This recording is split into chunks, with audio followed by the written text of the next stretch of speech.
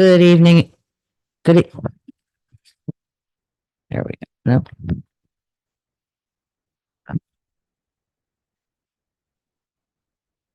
Good evening, everybody. To call this meeting to order, if you can, please rise and join me in the Pledge of Allegiance.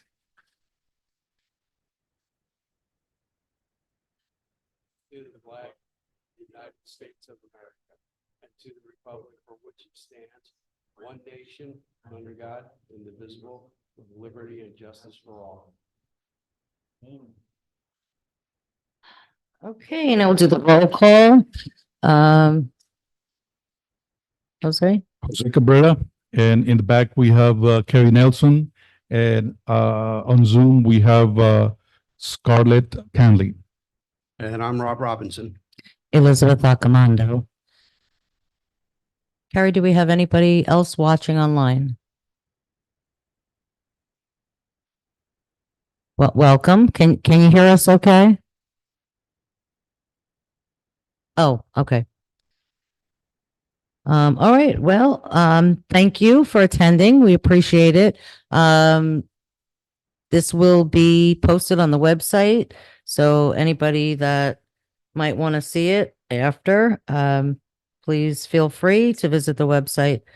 And right now I'm going to turn it over to Mr. Cabrera for the presentation of the proposed budget for fiscal year 25. Thank you.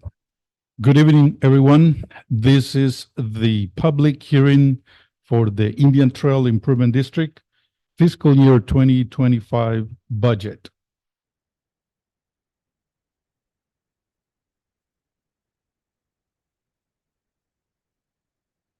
What, why, when, and how? The staff develops an annual budget based on Board of Supervisors' recommendations and priorities. Object of expenditure. The district's legal level of budgetary control is exercised at the object of expenditure by the Board of Supervisors. Object of expenditure is defined as personnel, operating, capital outlay, and debt service. Budget amounts do not include discounts and commissions. Assessments do include discounts and commissions along with reserve adjustments. In addition, other revenues like grants, permit fees are transferred to the fund balance as surpluses and do not offset any assessments. District structure and units. The district is comprised of several units of development, which have varying levels of services and assessments depending on the water control plan when the unit was activated.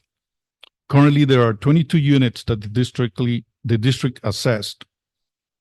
Then the district is structured into 7 departments. On the table in front of you, you have all the units and what each specifically unit contributes to each department. Then the district is also distributed in funds. Currently, there's 6 funds that the district operates. One, or the first one, or the main special revenue fund, which is the main operating fund. There's also 3 debt service funds. One for Unit R3, one for Unit 18, and one for Unit 20. There's also 2 capital project funds, one for Unit R3 and one for Unit 20.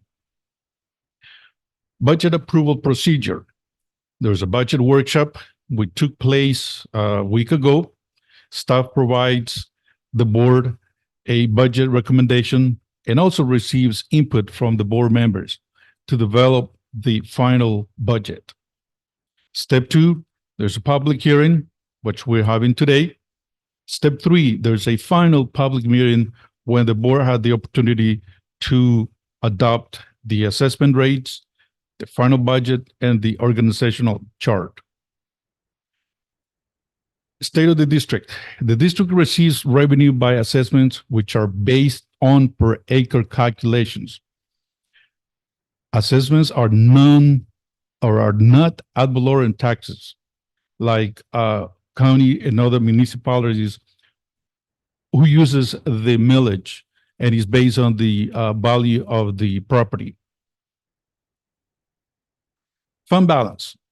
At the end of the fiscal year 2023, we have about $10.8 million in the fund balance. There are some reserve requirements of about $6 million. There is a fund for the R2 roads reserve. There's a grant fund for about $1 million. And there's some carry forwards from fiscal year 2023 that they were not completed then, but they're going to be completed in fiscal year 2024.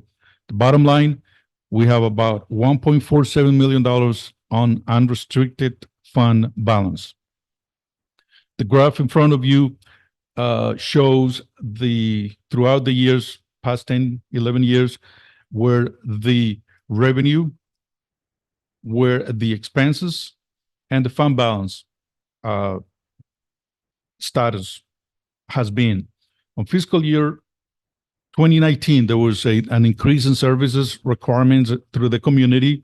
So the lines started to split. As you can see, the revenue was less than the expenses. Therefore, the fund balance also decreased. Our goal is to maintain consistency, and that's our target. That's our goal. This is the organizational chart. Major topics: maintain the current level of day-to-day operations. There's no change in organizational structure. Use grant fund to offset an increase in assessment. Use the fund balance surplus for a one-time purchase of capital equipment and vehicles for the operations department. Up to 5% merit for staff. Maintain the current level of health and other benefits. Conduct a study of administrative professional personnel and reclassify the account specialist position. Continue with the topics. There's 3 line items that decreased for the current fiscal year 2025.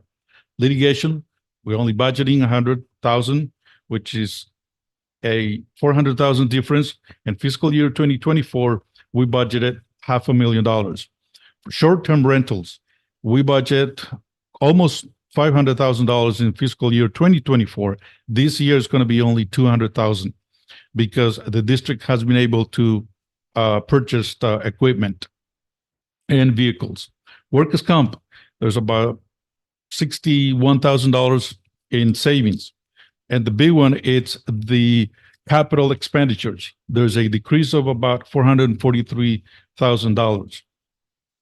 Overall, the expenses for the main operating fund 100, we're proposing a decrease of about $186,000.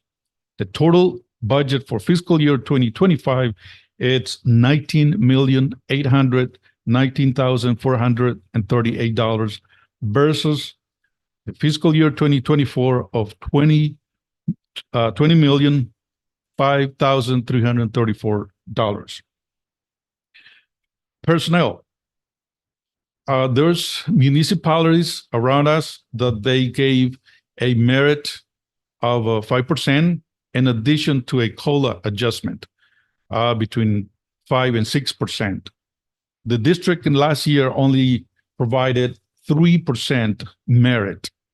This year, we're proposing to increase that merit to a 5% to stay in a competitive mode among the municipalities around us in the area. Unit 18 Service Fund. It's going to be a decrease in the assessment, depending where the location is. It's going to be a decrease of $6.21, $17.15, or $34.30. The R3 Debt Service Fund, there's also going to be a decrease of $1.24. The Unit 20 Debt Service Fund is going to be a decrease of $3.67. The Unit R3 Capital Project Fund is going to increase of about 230,000, and a Unit 20 Capital Project Fund is going to be a decrease of about $230,000. There's about $50,000 grants that we included in the budget for parks.